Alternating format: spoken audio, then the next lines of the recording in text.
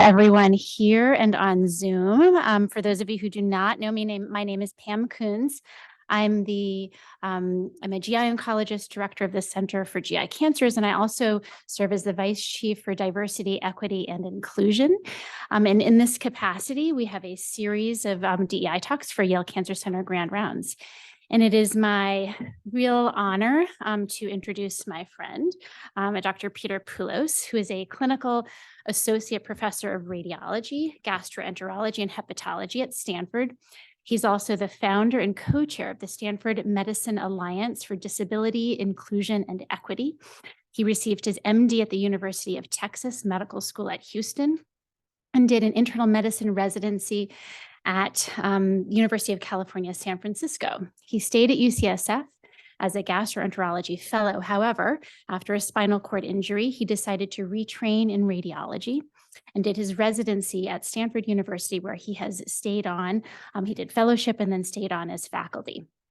His clinical practice at Stanford is in CT, MRI, and ultrasound, primarily abdomen and pelvis. We overlapped while I was there in the realm of GI oncology. His interests include radiology of the acute abdomen, hepatobiliary imaging, and colorectal cancer screening. So SMADI, which is the Alliance for Disability, Inclusion, and Equity at Stanford, is a group composed of people with disabilities and their allies at Stanford Medicine. He's also a member of the Radiology Department Diversity Committee, the School of Medicine Faculty Senate Subcommittee on Diversity, and the School of Medicine Diversity Cabinet. I have no doubt that this will be a really memorable presentation, and I think will really hopefully open all of our eyes to thinking about disability as diversity and defining diversity broadly in medicine. So, Dr. Poullos, we are thrilled to have you here today. We have a fancy plaque for you. This is exciting. Right. Excellent.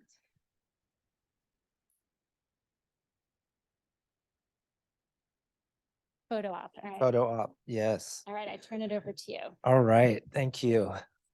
Been looking forward to giving this talk for months now, and it's such a pleasure to finally be here. And thanks to everybody for having me. So yeah, this is the title of my talk, Disability as Diversity in Medicine. I have a few disclosures. I run a disability rights advocacy organization, and I have a disability. And so I must disclose that my worldview and my opinions about disability and about diversity in general are heavily shaped by my experience. I'm going to show you my learning objectives, communicate the importance of disability inclusion and its value in medical education, to foster a culture of disability awareness and acceptance in your institution, and understand the importance of allyship for those who have disabilities in the workplace. And I promise I won't be reading all of my slides like this. This is just getting through the paperwork. So, and here's the outline of my talk. My personal story, just a casual run through them, some photos that I feel like are important to share, to communicate what my experience has been like. A little bit about Disability 101. I'm going to talk about ableism and intersectionality, and how different systems of oppression are intertwined.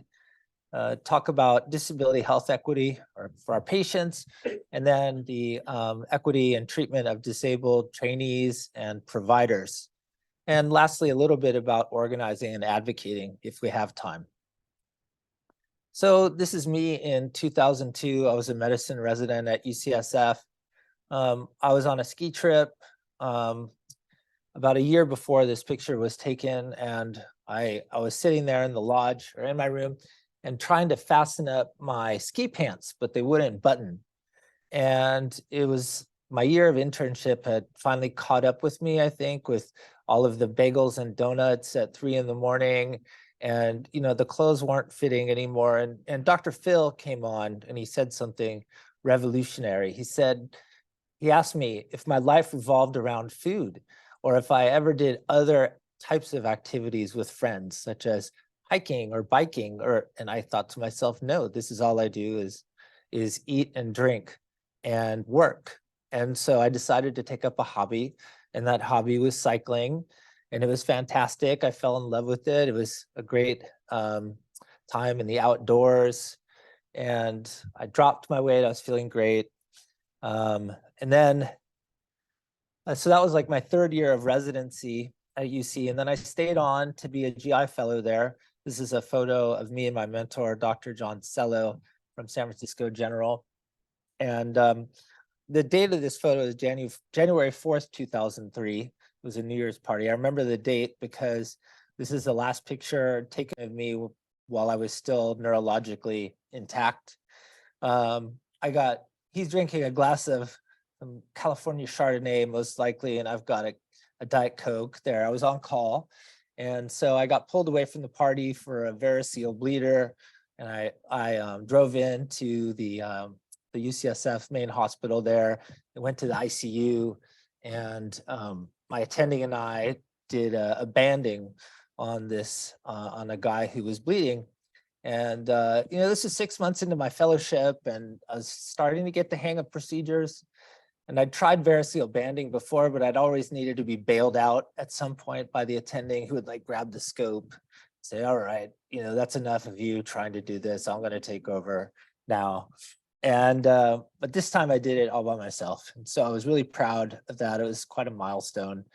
The next day I rounded on service. It was super light. I got out at like 10 a.m.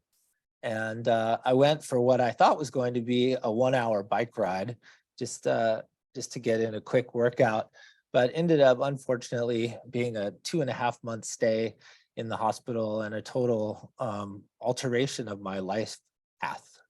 And so this is me in the ICU at San Francisco General. I had worked in this ICU as a doctor, taking care of patients, and now I was the patient being taken care of. I had been totally paralyzed from the neck down and didn't know at that moment what was going to happen with me. It was very, well, you can imagine. So after about a week in San Francisco General, I got transferred to a spinal cord injury rehab center. And this is me there. I got a chin control around my neck on this power wheelchair, and my hands are strapped down to my side, but I still have a smile on my face because of the cookie bouquet that I was looking forward to eating. I could wiggle my left ankle at that point, which was like somewhat hopeful. I didn't really want to get out of bed if I couldn't walk. I was at first opposed to this wheelchair, but they told me that, we're going to hope for the best, but prepare for the worst. And they met me each step exactly where I was in terms of my injury, trying to maximize my independence. And as my cord swelling went down, my legs started coming back first. I have a central cord syndrome, so my upper extremities are actually much worse than my legs. And so I started crab walking around the unit like this.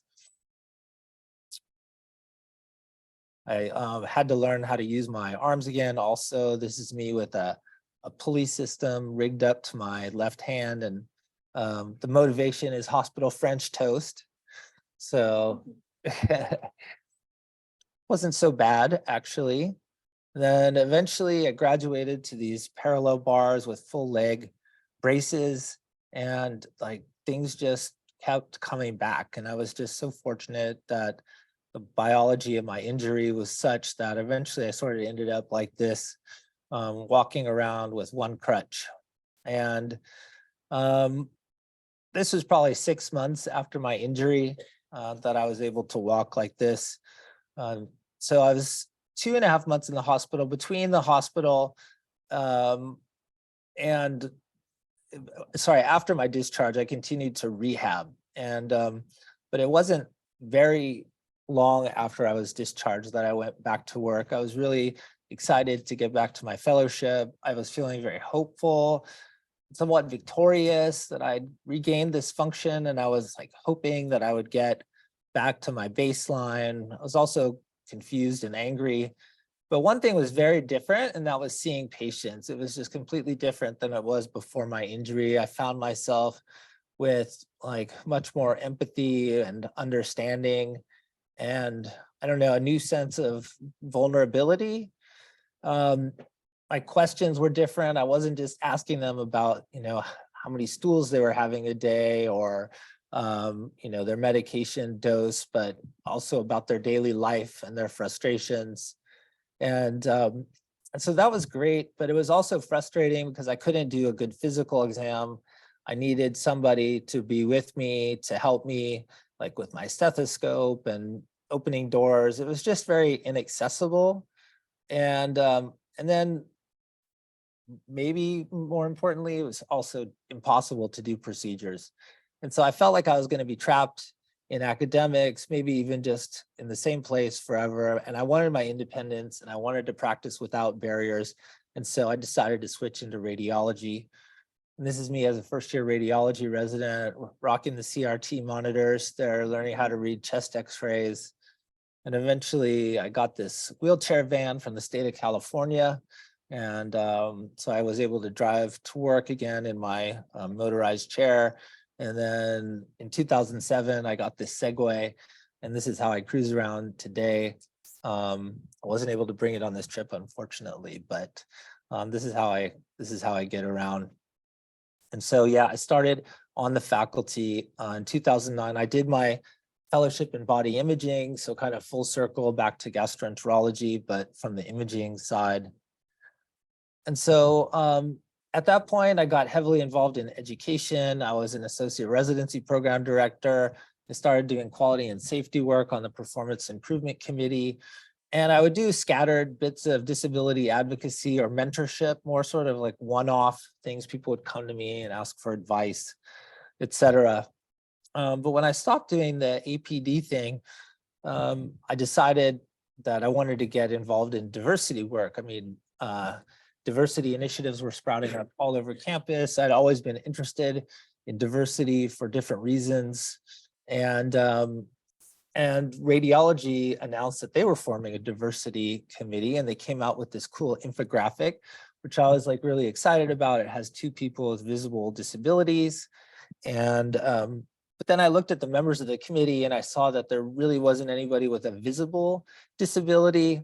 And I couldn't really be sure that disability was being represented. And the mantra for disability advocacy is nothing about us without us. And so I felt a sense of obligation and also just a desire to get involved. And so I volunteered for that. And this sort of becomes like a theme of my career since then, is recurrent volunteerism to make sure that disability issues are raised in diversity settings.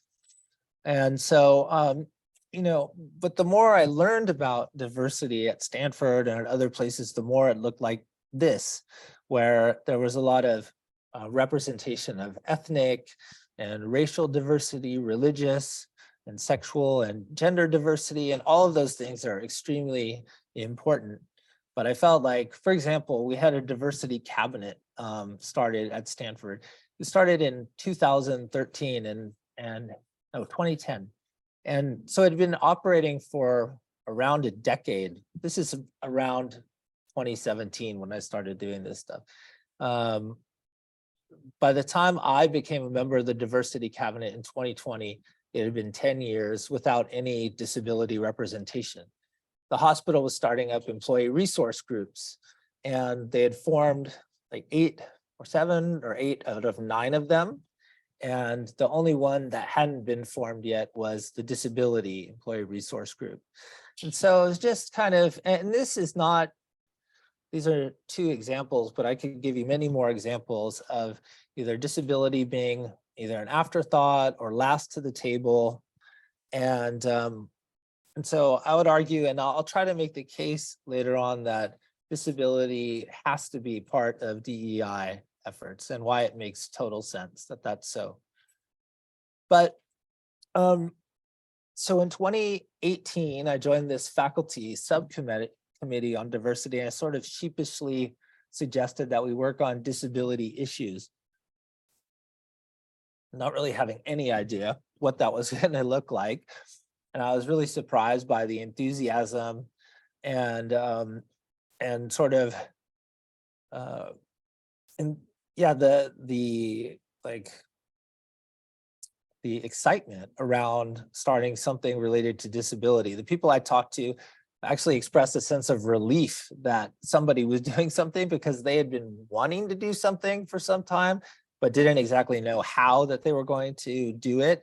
They were kind of almost afraid to say the wrong thing or do the wrong thing or ask the wrong question. And so I started branching out and trying to learn the ABCs of disability at Stanford. And luckily there was a medical student group, med students with disability and chronic illness, or MSDCI. They're a national organization now, but they were really instrumental in helping me form this group, which I named the Stanford of Medicine Abilities Coalition, because it makes, it's pronounced SMAC. And I really liked that about it. I didn't really understand at the time that saying abilities instead of disabilities was a bit of a faux pas with the disability community. So we later changed our name to the Alliance for Disability Inclusion and Equity to sort of lean into the word disability and show disability pride and solidarity. So it's definitely been a learning journey for me and continues to be one. So, some of you in the audience might be wondering to yourself, the Americans with Disabilities Act was passed in 1990. Is there really a problem in 2023? And coming from a Californian, of course, the only answer is, dude, there is definitely a problem in 2023. They range from just minor annoyances to major structural inequities, everything from just automatic door openers not working. I was giving a talk on access one day and I got stuck in an inaccessible bathroom stall, which was great. I was really happy that that happened because it made a great anecdote and story that I keep telling at all my talks, and people seem to get kick out of it.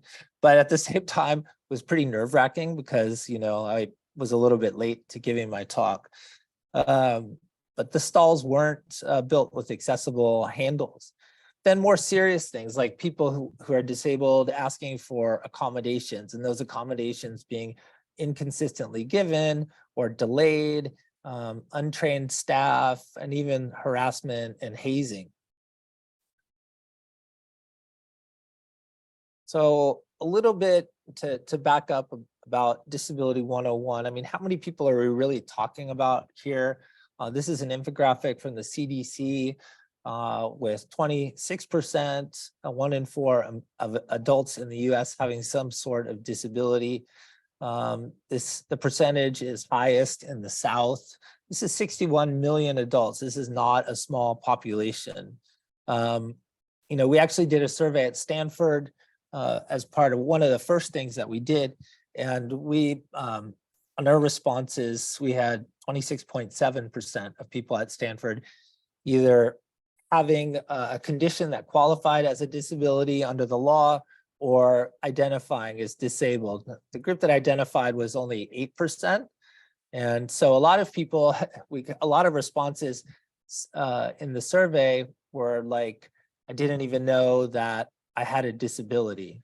And so, there's people with disabilities may not understand that they have a disability, and this gets into, so this causes some problems when people are discussing accommodations, because you may go to your boss and say, I'm having problems with fatigue.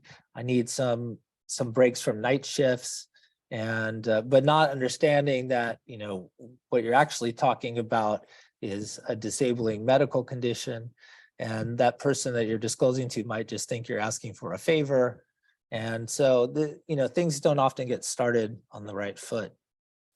So who is a person with a disability? So under the law, 2 things are required. One is an impairment. So this can be any physical or mental impairment. It's very broadly defined. It's documented by a doctor. The second thing is a limitation, and the law reads an impairment that substantially limits one or more major life activities. In other words, it can't be trivial. It has to be something that has a real effect on your life, This is also broadly defined. It's also important to note that under the ADA, disability is a legal definition, not a medical definition. There's over 50 definitions under federal law, especially as it comes to like healthcare and disability insurance. And the ADA makes it unlawful to discriminate. It's important to know also that disability is diverse. So people, when they think of disability, they think of somebody who uses a wheelchair or is deaf or blind. But I mean, there's a lot of things that qualify as disabilities, including chronic health conditions, so Crohn's or ulcerative colitis, ADHD or other learning disabilities, psychological disabilities or mental illness, and then autism spectrum. And so some of these are visible, others are not. I think that the people with invisible disabilities face a lot more pushback and skepticism when asking for accommodations. Each group of these is a world unto its own, and there's a lot of issues that are shared, but others that are unique. And my organization is open to anybody with a disability, with any kind of disability or an ally. So what is ableism? This is something that I didn't understand before starting SMATI. It's more than overt discrimination against people and prejudice. It's also stereotypes, misconceptions, generalizations, the idea that people without disabilities are superior to those with disabilities, that a disability is somehow a defining character flaw. And it's also a system of oppression that interacts with multiple other systems of oppression. So pop culture trivia, these are 4 movies here from the 70s up till the present. We have Whose Life Is It Anyway, The Sea Inside, $1 Million Baby, and Me Before You. Does anybody know what these films have in common? Yeah. Yeah. Yes, exactly. Yeah, they're all about people with disabilities who want to die, and so these movies are about assisted suicide. And this might as well be its own movie genre, where disabled people are portrayed as a burden or suffering. And so, suicide seems like a reasonable and rational outcome. So in Whose Life Is It Anyway? And The Sea Inside, these quadriplegics are fighting the medical establishment for the right to die. In $1 Million Baby, it's a mercy killing. In Me Before You, this guy has money and love and still wants to die because life is intolerable. And, people have commented that, when non-disabled people talk about suicide, it's discouraged and people are offered prevention. And even though it's legal, it's not desirable. But when a disabled person talks about it, it's peppered in words like autonomy and choice, and people rushing to uphold these. Talk about prevention and mental health is sort of rare. And what kind of message is this that we're giving disabled people and a non-disabled audience? And I mean, don't get me wrong, it's not like these incidents have never occurred, but they're the minority, and they're definitely not counterbalanced by films about everyday disabled people just out there living their lives.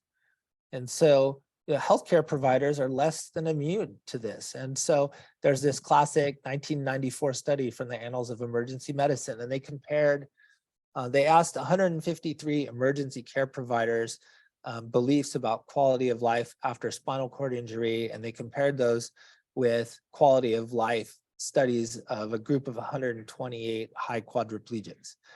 And only 18% of providers imagined being glad to be alive after a severe spinal cord injury, compared with 92% of true patients with spinal cord injury.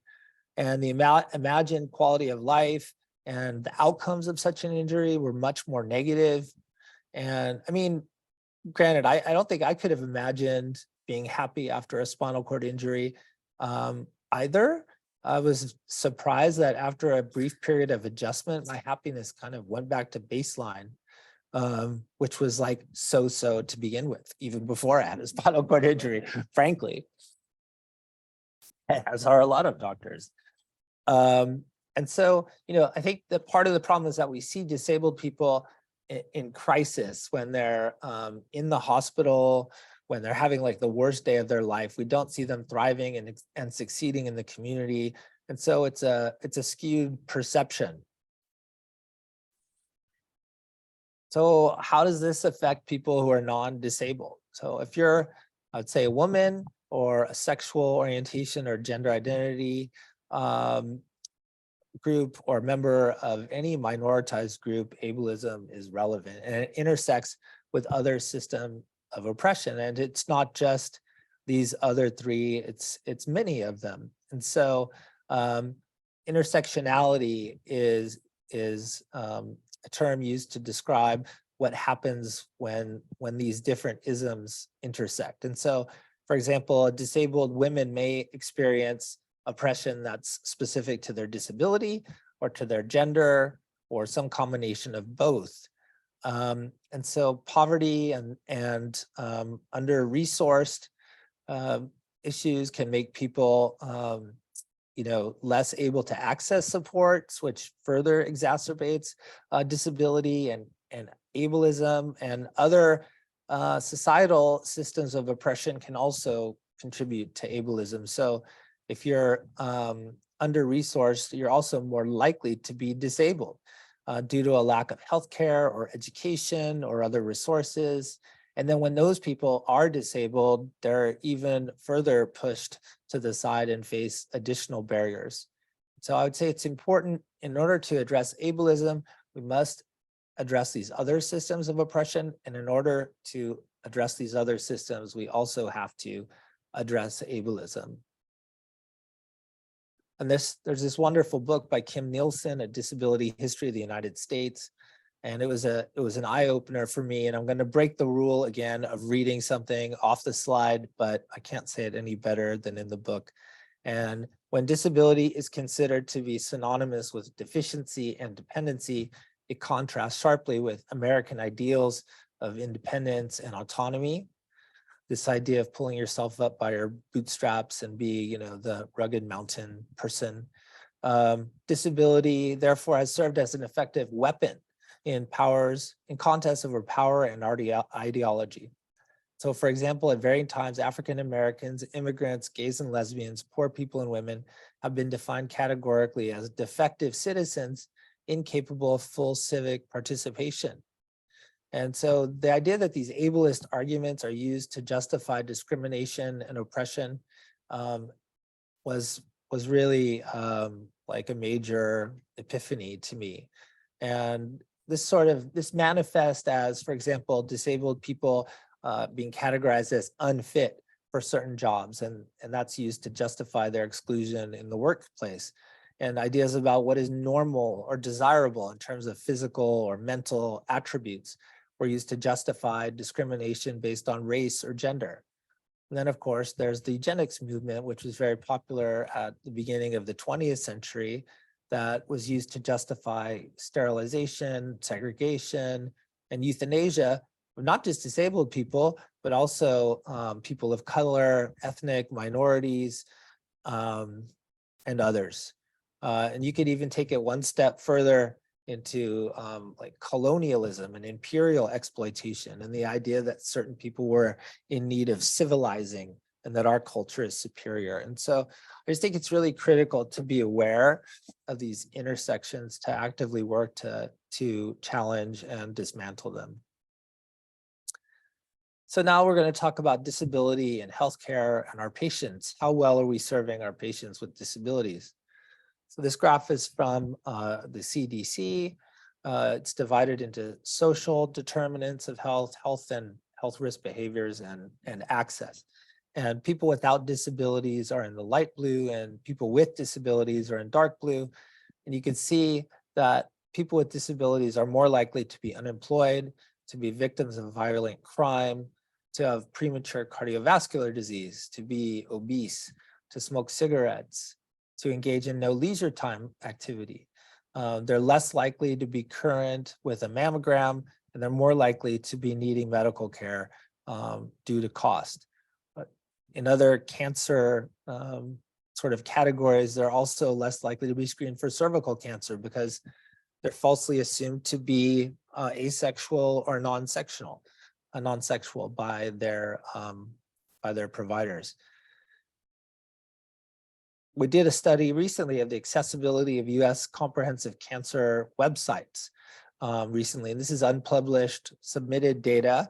You know, cancer is one of the most frequently searched terms on the internet, and we probably all agree that patient-facing sites should be accessible to those with disabilities. And there are like readily available accessibility standards that you can use to check websites for accessibility. And so this is what some smart IT people at Stanford did. And we went through the 50 NCI CCN websites, and we checked for conformance using these automatic accessibility testers that I really don't understand, to be frank, because our IT did this. We did code validation, blah, blah, blah. So anyways, we went through these 50 websites, and the results were pretty abysmal. Using this A checker, only one website met the standard of 0 errors. Using this other tool, 3 sites completely failed checking, and no websites met the standard. And then under the third accessibility checker, there was a mean of 68 errors per site. What nobody's been able to tell me so far is like, how many errors do you need before a website becomes inaccessible? And I think that one would argue that the more errors you have, the worse it probably is. But you know, there are standards, and we're not doing well. And I know you can't read this micro writing here. We rank them according to errors. So the tiny bars at the top are good, and the big bar at the bottom with like 400 and something errors is bad. I thought I would just give you guys props because you're pretty close to the top there at Yale University Cancer Center. So Stanford is somewhere on the bottom somewhere. I didn't make an arrow for Stanford. So one of the problems, and there are many problems, is that the ADA requires equitable care, but the things that are required are just very basic. So parking spots, external doors, and restrooms have to be accessible, but the furnishings and equipment inside don't have to be. The weight scales, exam tables and chairs, none of that has to be accessible. Diagnostic imaging equipment also doesn't need to be accessible. And so it's a problem. And let me tell you, even the stuff that is required is not often provided. The enforcement of the ADA is pretty weak, and the only mechanism disabled people have is really to file lawsuits to get people to change, other than asking nicely. But so, you know, this is just one of many problems that keep people with disabilities from getting appropriate care. So what about ourselves? What about the medical students, trainees, practitioners? So again, people with disabilities are the largest minority in America. Without disabilities is here in blue, and with disabilities in red. So it's an 80-20 split, let's say. In medical school, according to the most recent data, about 8% of medical students disclose a disability. In residency programs, it's pretty similar, 8%. And then you get down to practicing physicians, and it's only 3% disclose a disability, according to the latest study in 2021.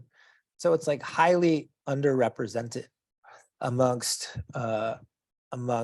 physicians. And I think that part of this is underestimated because of the stigma and reluctance to disclose that a lot of people have, even responding to anonymous surveys. But I think that we are underrepresented. So why is this? And I think that a big part of it is the culture of strength. in medicine. We are expected to tolerate a lot of suffering, especially in med school and residency and fellowship, the likes that other professions do not.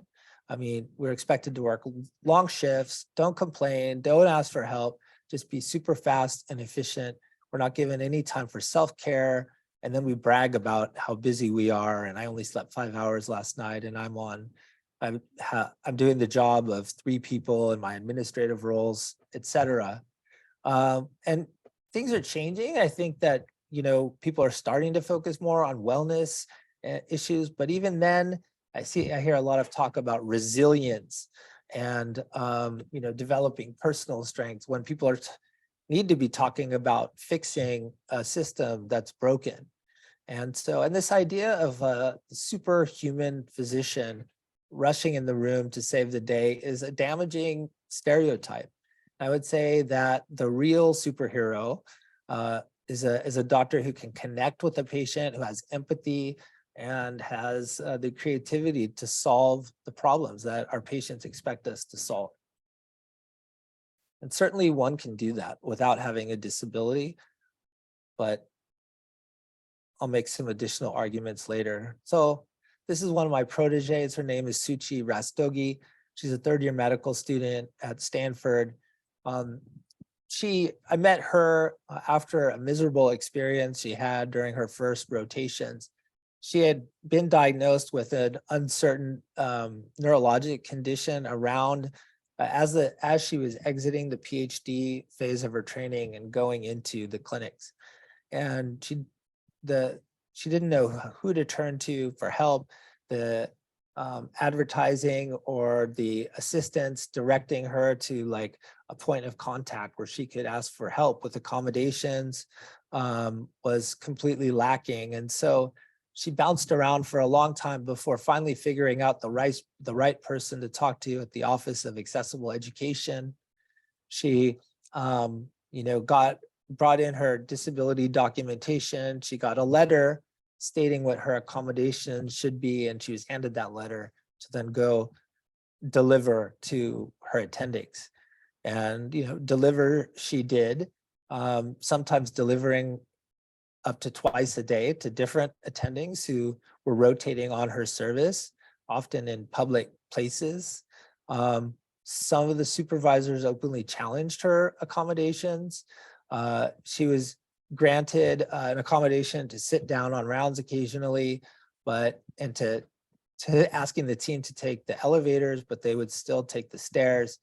And when she went home early, in keeping with her pre-approved disability-related working hours restrictions, she was shamed for leaving and made to feel bad about it. And so, this was a complete failure of the system, and kudos to her for this act of political disclosure where she disclosed for the benefit of others and actually goes through stepwise the ways the system can be improved to help students with disabilities. There are a lot of myths about learners with disabilities, that admitting them lowers program standards and we send unqualified graduates out into the world, that they can't fulfill the requirements of the programs, that if we provide accommodations to them, that compromises patient safety, and that accommodations in the clinical setting don't prepare them for the real world. And so, there have been studies and there are plenty of anecdotes out there that these are not true, and that if people are given the support that they need, that they are able to succeed. And so, for example, taking this real world myth, people often say like, well, if we accommodate them in medical school, we're not doing them any favors because their residency will never accommodate this. But then they don't understand that there are residencies currently accommodating people with disabilities or with the same disability. And then the argument can get propagated in residency also, that they'll never get a real job, where there are plenty of people with similar disabilities practicing in other areas. And so, there's a lot of misconceptions. And so this is part of the reason why I give these talks to present myself and other physicians as an example that people with disabilities can succeed in medicine. And so what can we do about this?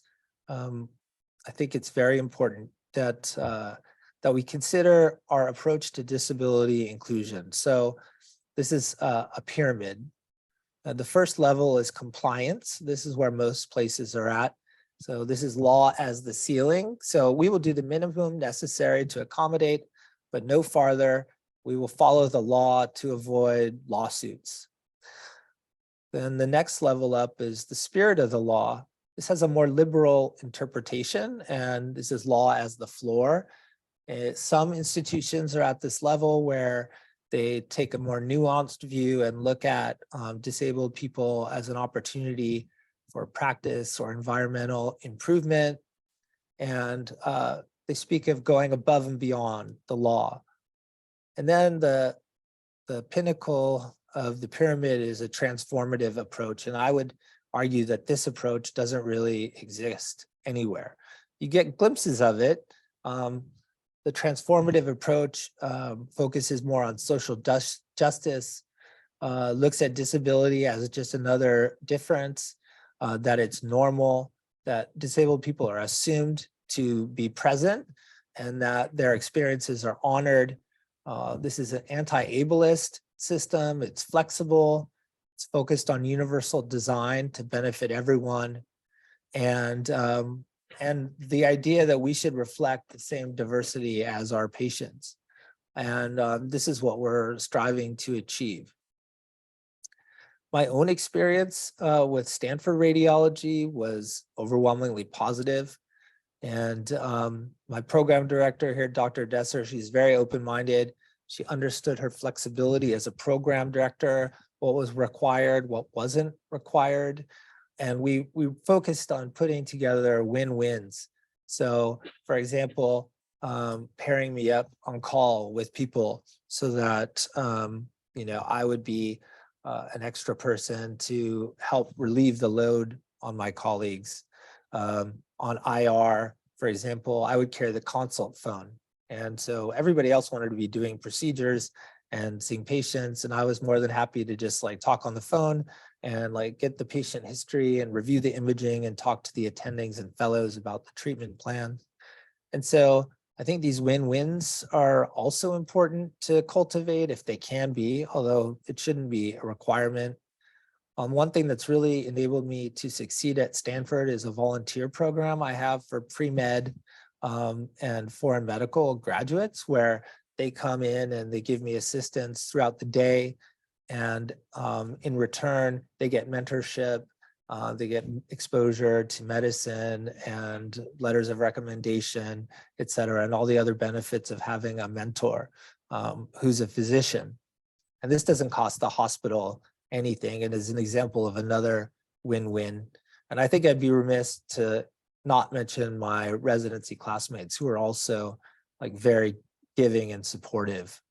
And I'd like to think that my influence on them was also extremely positive. And Lisa Meeks writes about this upward spiral of positive or informed information about people with disabilities. So the idea is that if we have interactions with a student or a professional with a disability, like an equal status relationship, then that leads to increased awareness on disability of the part of the non-disabled person. That leads to reduced assumptions or stereotyping about disability.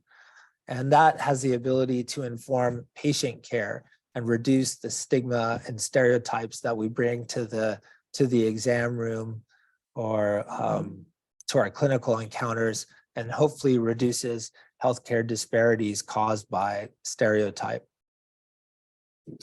So again, this is the idea that equal status relationships improve attitudes towards disability and can have a profound effect throughout a healthcare system. And then, so going back to the benefit of including people like me in medicine, so-called provider patients, and we've lived on both sides of the stethoscope. We have a unique perspective on life and health that comes from being a patient and a physician. We're often working for access and for inclusive care for all patients, not just those with disabilities. We are role models and we represent what's possible. We have grit, having had to work twice as hard to accomplish the same things. And I think that our presence has the ability to improve conditions for everyone. And just lastly, I'd offer you some strategies to combat ableism. So that disabled mantra, nothing about us without us. So if you're doing projects related to disability, bring patients and providers with disability in at the beginning to enter projects at the beginning, and so that they can help build programs with you. So many times I get asked to rubber stamp like educational courses or projects that people are doing like right before they're ready to launch, and say, it would have been nice for you to bring us in at the beginning so we would have some sort of influence over this, and frankly could make it better and more representative. Self-assessment. So take a look around your unit, your educational program, and ask, like, how inclusive are your policies and procedures around disability? Look at your messaging. Are you including inclusive language and representation? Are you encouraging people with disabilities to apply to your programs? If you have a disabled person who needs accommodations, do they have an expert that they can turn to get advice in a confidential fashion? Somebody with specialized experience who understands clinical accommodations. Are you promoting education and awareness around disabilities?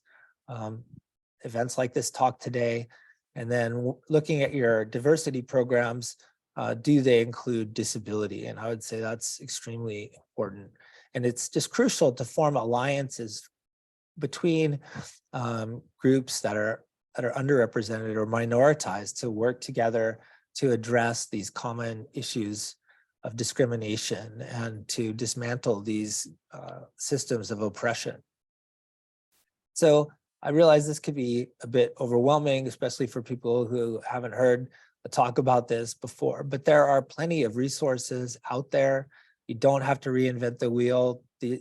There's a AAMC report, there's NIH tools that can give you basically a checklist of things to work on, from some very low-hanging fruit to more complex systems issues.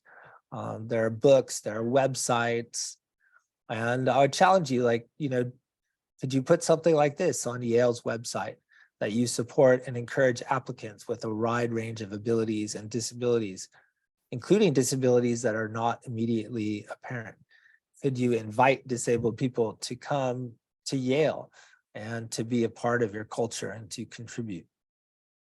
And with that, I'm going to close. I have a thank you slide here. So thanks for inviting me. It's been a pleasure talking to you. Thanks.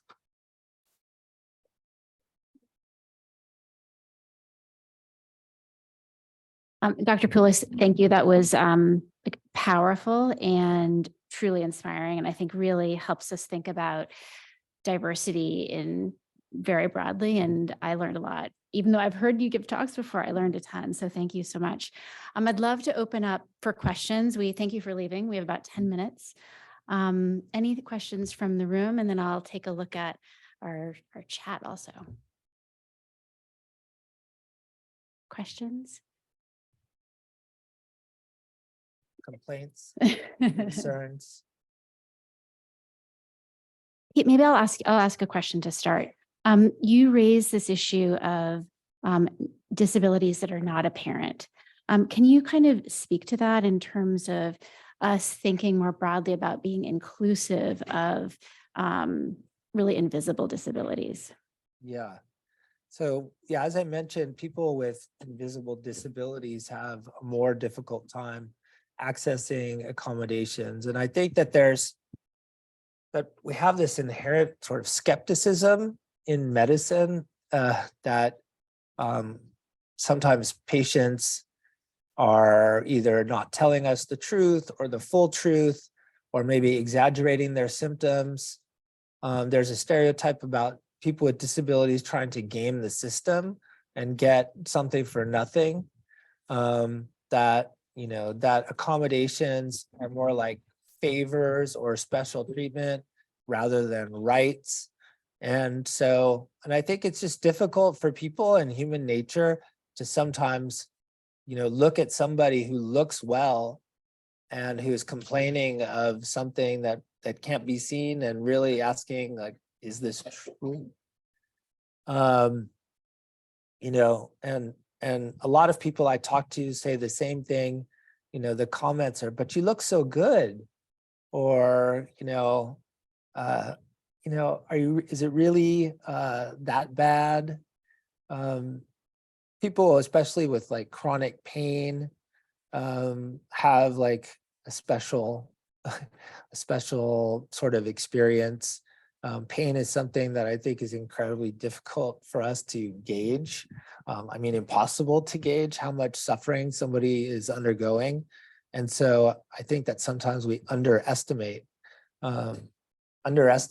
what that feels like, or maybe we don't understand that we've never had like excruciating pain before, or we haven't dealt with a situation that felt the same. And so I think that part of it is human nature, and part of it is also like a lack of education or understanding on the topic. And so I don't really know how to change the default from like skepticism to acceptance. But I think we have a long way to go in this regard. Culture change is slow, I think, for a lot of different things. And you know, we've moved the needle quite a bit in society about implicit bias towards racial and ethnic groups that are underrepresented, or even like sexual orientation, and maybe not so much gender identity, considering, you know, the political wars that are going on right now around transgender rights. But you know, research has shown that bias towards disability hasn't really budged in the same way that other groups have benefited from. And so that's what I'm working on changing. Thank you. We do have a question in the chat. So amazing talk, actually 2 comments. There was another one of amazing talk. 2 questions. One, did accessibility play a role in ultimately choosing radiology as your specialty versus others? And 2, what if your university doesn't even have a compliance? What do you do? Yeah, so radiology, the accessibility of radiology was definitely attractive. You know, this like prepare or hope for the best and prepare for the worst thing also applied to my situation. And like, you know, the fact that I might age faster than other people, that I could become, you know, that, you know, if I'm 30 years old and can barely walk, that what's going to happen when I'm 60 years old? And what happens if my condition worsens? Well, I can do radiology from my bed if I have to. And so I have the ability to like make money and contribute even if my condition like worsened to some extent. And also I wanted to do like the same amount of work as my colleagues. I think that experience is incredibly important for physicians, like the number of reps you get, the number of patients you see. And I didn't want to really compromise on that. I mean, I do have some accommodations around my work hours, but for the most part, I do the same amount of work as my colleagues. And so the second question was, what if you're not even at the compliance level? And that's tough. You know, yeah, I would say that we are not in all places at the compliance level either at Stanford. The problem is in a big system like this, where you have a university, where you have a health system, where you have like multiple silos, the disability competency or expertise can vary widely. And one person may receive excellent treatment or around their accommodations, and a person in, the cubicle down the hall may have a totally different experience with a different supervisor.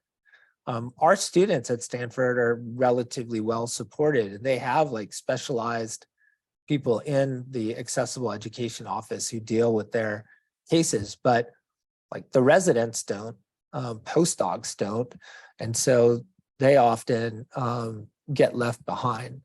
And so right now we're trying to get all of these people talking to each other, the children's hospital talking to the adult hospital, talking to the School of Medicine, talking to the university, and like trying to develop some common policies and procedures, trying to push education out to the masses because you're not always going to be disclosing to somebody who's like at a high level and who may have like a better understanding or appreciation.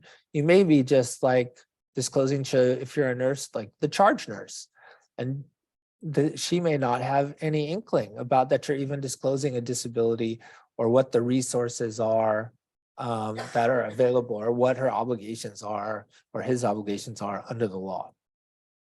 And so I think a top-down approach can also be really helpful in this regard. So you need the education at all levels, but we're trying to get a high-level leader, like at the vice provost level around there, to really somebody who can be in a position to affect change throughout the entire enterprise and bring things into an alignment.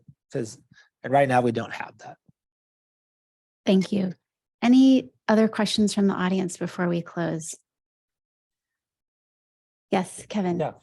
Thank you for the time. I was wondering, you gave the example of in the web data that Yale did pretty well. I would imagine in some other areas, we probably have a lot of areas to improve on, a lot of opportunities. Are there particular examples of other, around other institutions that you work with or you visited and so forth, where you would say, like, there's some real examples of something to actually to avoid, real mistakes that organizations sort of stepped into as they sort of tried to go down this path, that you would suggest to us, here are like one or two or three things you really want to not do as you sort of approach this. Paraphrase for the Zoom audience. Since we Yeah, didn't hear. like what are the landmines to avoid essentially around disability inclusion? I guess I would just say that the landmines end up happening when you're not including disabled people in the conversation. And but I don't think it's so much around landmines or talking about landmines or messing up. It's more just the omission of any sort of information that I see as the real problem. That there's no welcoming language on a website. I mean, we've done a study of disability inclusion amongst diversity statements at radiology residency programs, for example. It was like 14% of residencies, radiology residencies mentioned disability as part of their diversity statement.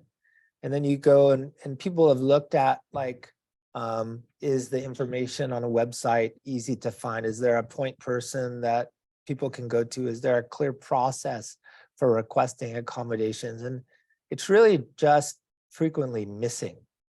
And so I think that these are more sins of omission rather than commission. I haven't seen too many examples of just like egregiously discriminatory.